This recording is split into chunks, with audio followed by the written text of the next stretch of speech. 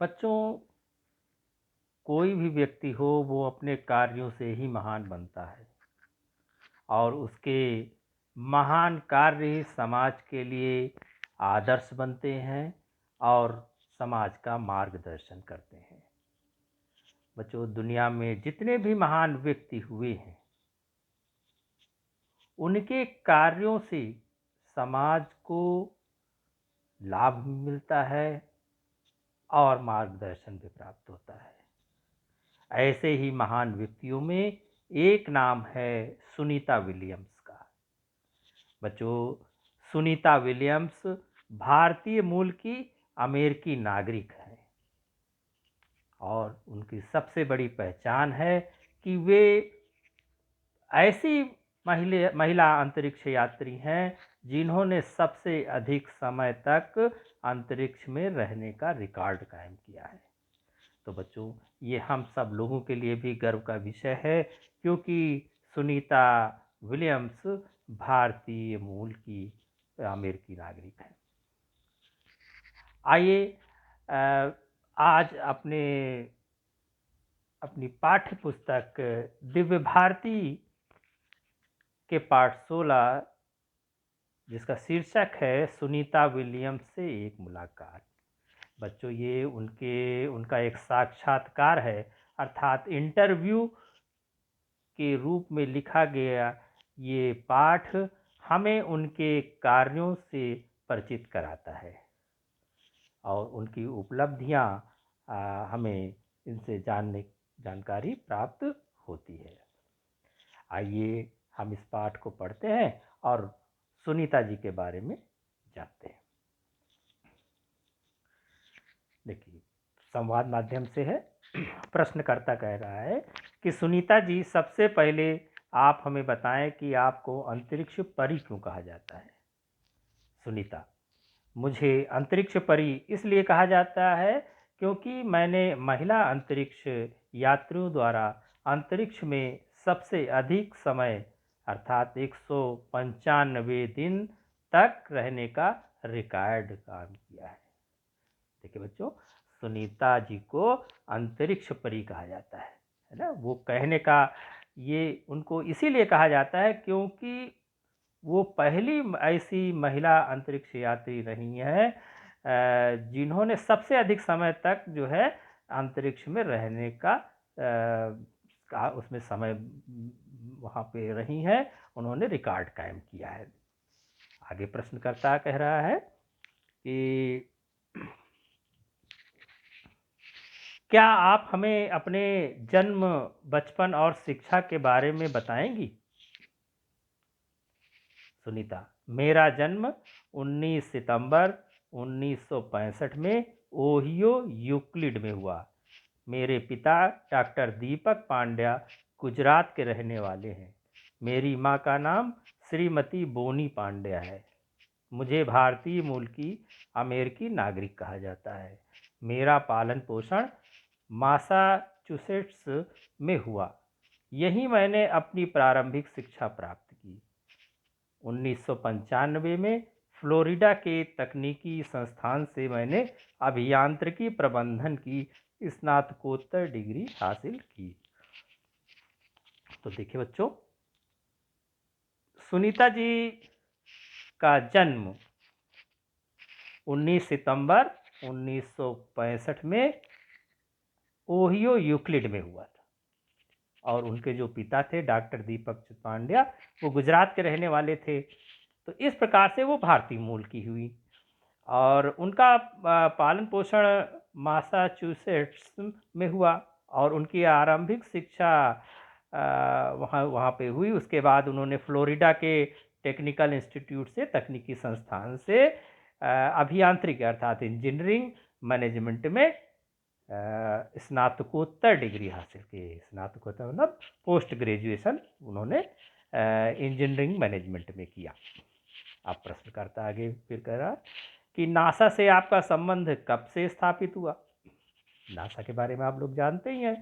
ये अमेरिका की जो है अंतरिक्ष एजेंसी है, ठीक है, जिसके माध्यम से अंतरिक्ष यात्री जो है अंतरिक्ष में जाते हैं और वहाँ तरह तरह के अनुसंधान करते हैं, रिसर्च करते हैं। तो सुनीता ने कहा कि अभियांत्रिकी प्रबंधन की शिक्षा प्राप्त करने के बाद 1998 में मुझे नासा द्वारा भावी अंतरिक्ष यात्री के रूप में चुन लिया गया था। मैं अंतर्राष्ट्रीय अंतरिक्ष स्टेशन के अभियान 14 तथा अभियान 15 में शामिल हुई। वहां मैंने एक फ्लाइट इंजीनियर के रूप में कार्य किया।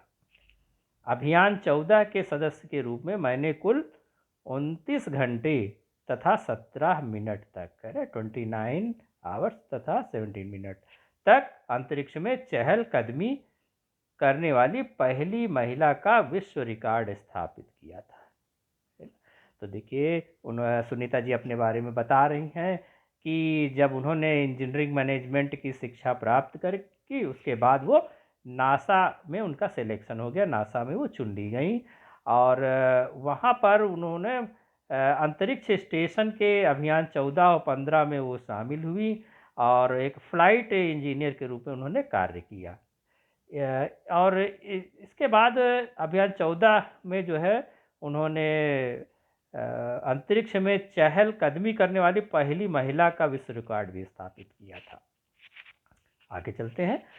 प्रश्नकर्ता, अंतरिक्ष में आपका सबसे अनोखा अनुभव क्या था? है ना, जो प्रश्न पूछने वाले ने उनसे प्रश्न पूछा कि जब आप अंतरिक्ष में गई तो आपका सबसे अनोखा अनुभव क्या रहा? तो सुनीता जी बताती हैं कि ये तब की बात है जब अंतरिक्ष में पहली बार मैं बिस्तर पर लेटी तो मुझे शयन क्षेत्र में अपने आप को पेटी से बांधना पड़ा ताकि मैं चारों ओर तैरती न रहूं। भारहीनता के कारण मैं अपने शरीर को महसूस नहीं कर पा रही थी। तब केवल अपने विचारों के कारण ही मुझे बोध हुआ कि मेरा अस्तित्व है। पहली बार मैंने महसूस किया कि मेरे विचारों में भी ताकत है। देखिए बच्चों, बात यह कि जब क्योंकि अंतरिक्ष में ग्रेविटी तो है नहीं, तो वहाँ भारहीनता मतलब अर्थात वहाँ पे लोगों को अपने वेट का ज्ञान नहीं हो पाता है। तो भारहीनता के कारण जो है उनको अगर वहाँ पे पेटी से ना बांधा जाए, अगर बेल्ट से ना बांधा जाए, अगर लेटा भी है व्यक्ति तो उसको बेल्ट से बांधना पड़ता है और अगर नहीं बांधेंगे तो वो इधर उधर तैरने लगेगा, जैसे मतलब कि हवा में उड़ने लगेगा। इसलिए जो है उस पेटी से बांधना पड़ता है। तो उन्होंने कहा कि भारहीनता के कारण मैं अपने शरीर को महसूस नहीं कर पा रही थी, है ना। इतना शरीर इतना हल्का उनको महसूस हो रहा था, उनको लग ही नहीं रहा था कि अपने शरीर का अनुभव नहीं हो रहा था। ठीक है। आगे प्रश्नकर्ता ने पूछा कि हमने सुना है कि आप एक बार फिर से अंतरिक्ष की यात्रा पर गई थी, उसके बारे में हमें कुछ बताएं। जब दूसरी बार की बात है तो प्रश्नकर्ता उस दूसरी यात्रा के बारे में पूछ रहा है। तो सुनीता ने कहा, हाँ, 14 जुलाई 2012 को कजाकिस्तान में बैकानूर कॉस्मोड्रोम से मैं अंतरिक्ष यात्रा के लिए रवाना हुई थी। मेरे साथ रूसी संघीय अंतरिक्ष एजेंसी के फ्लाइट इंजीनियर यूरो मालेनचिंको और जापान के अंतरिक्ष अन्वेषण एजेंसी के आकिहिको होशिंदे भी थे। मैं केंद्र की अंतरिक्ष यात्रा अभियान 32 के चालक दल के सदस्यों में एक फ्लाइट इंजीनियर के तौर पर गई थी और अंतरिक्ष केंद्र पर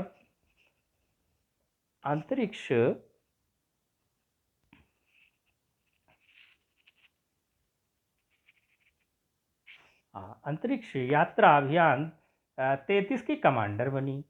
सोयूज TMA-05M अंतरिक्ष यान जब अंतर्राष्ट्रीय अंतरिक्ष स्टेशन से जुड़ा तो हम वहां मौजूद अभियान 32 के सदस्यों से मिले।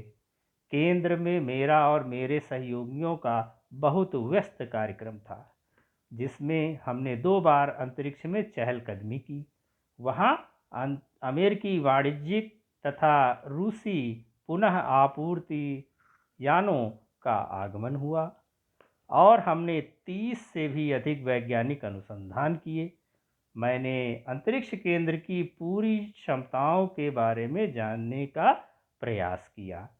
मेरे लिए ये एक महत्वपूर्ण अनुभव था।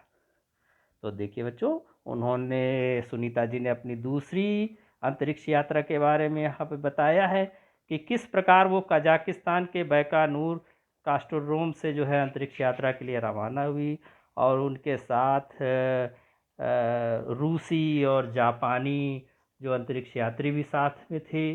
और वहाँ जब वो पहल पहुँची तो वहाँ पे उनका कार्यक्रम बहुत ही व्यस्त रहता था, है ना। तरह तरह के उन्होंने वैज्ञानिक अनुसंधान वहाँ पर किए, है ना। अनुसंधान मतलब वहाँ पे रिसर्च किया, शोध किया।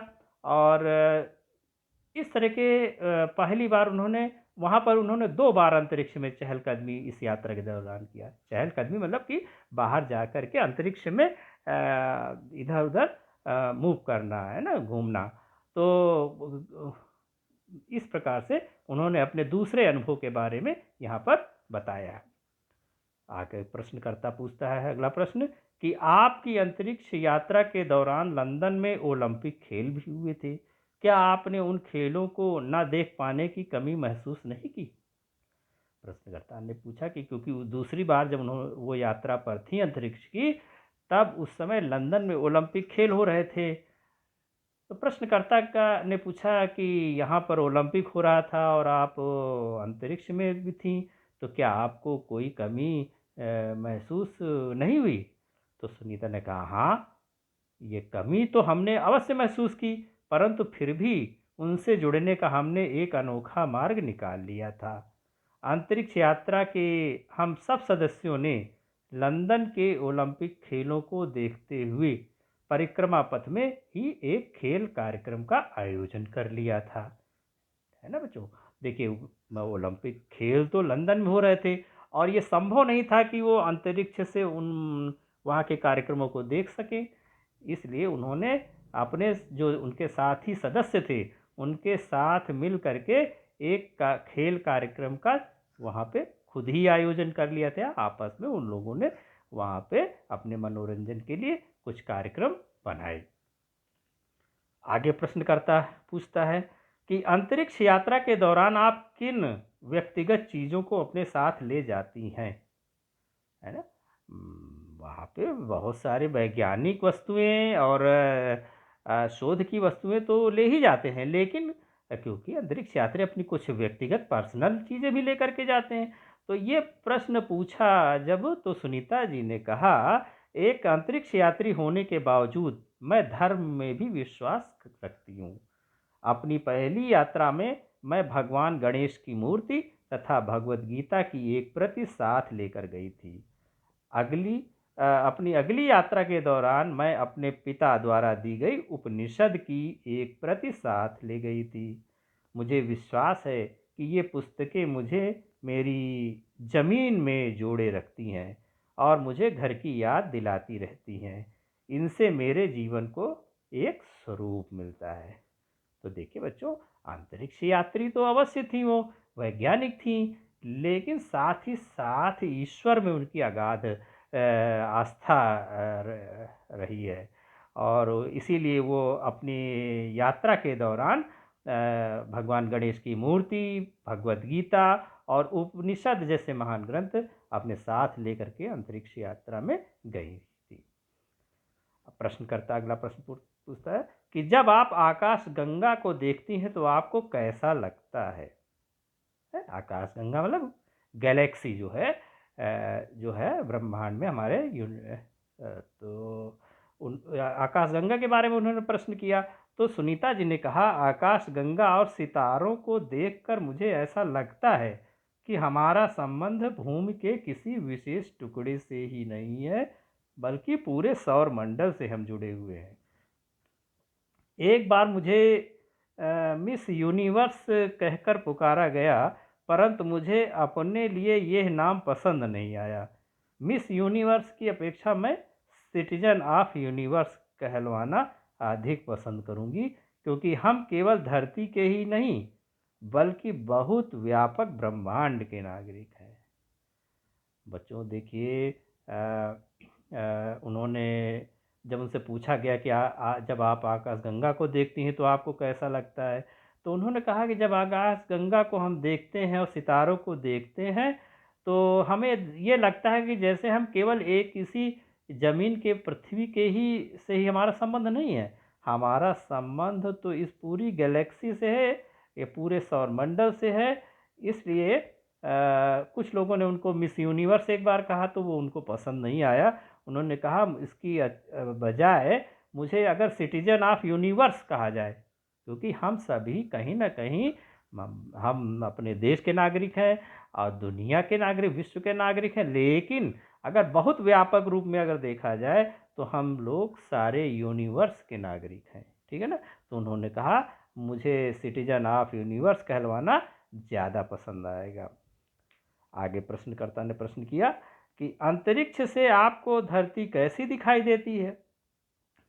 जब आप अंतरिक्ष में ऊपर थी तो वहाँ से आपने धरती को किस रूप में देखा और कैसी आपको दिखाई देती थी। तो सुनीता जी ने बताया बहुत सुंदर। जब हम अंतरिक्ष से नीचे की ओर देखते हैं तो हमें ये धरती अपने नीले महासागरों, भूरे पर्वतों और हरी धरती के विशाल मैदानों से भरपूर अविश्वसनीय सुंदर दिखाई देती है। हमें वहाँ से महाद्वीप दिखाई देते हैं, अलग अलग देश नहीं, और ना ही हमें वहाँ से कोई सीमा नजर आती है। अंतरिक्ष में हमें झगड़ा करते और बहस करते हुए लोग नहीं दिखाई देते। धरती पर सब कुछ शांत दिखाई देता है ना। तो अब इतनी अंतरिक्ष से, इतनी ऊंचाई से, इतनी दूरी से देखने पर जो हमारी पृथ्वी है बहुत सुंदर दिखाई देती है। सुनीता जी ने बताया, उन्होंने कहा ऊपर से देखने से हमको केवल नीले महासागर दिखाई देते हैं और भूरे रंग के पर्वत दिखाई देते हैं तथा हरी भरी धरती हमको दिखाई देती है। वहाँ से हमको कोई बॉर्डर नहीं दिखाई देता कि ये इस देश की सीमा है कि उस देश की सीमा है, ये सब वहाँ से नहीं दिखाई देता है। और वहाँ ना किसी प्रकार का झगड़ा, ना वहाँ फसाद दिखाई देता है, ठीक है ना। वहाँ से तो देखने पे धरती एकदम शांत दिखाई देती है।